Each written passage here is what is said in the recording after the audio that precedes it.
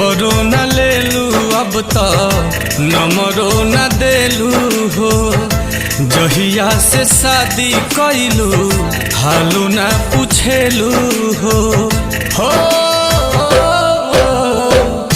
खबरों न लेलू अब तो नंबरों न देलू हो। जहिया से शादी कैलू हालू न पूछेलू हो।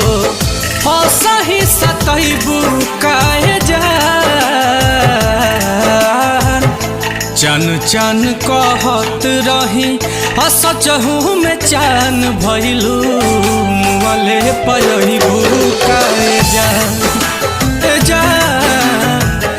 चन चन कहत रही सचहू में चान भइलू मुँहले पयबू काहे जान।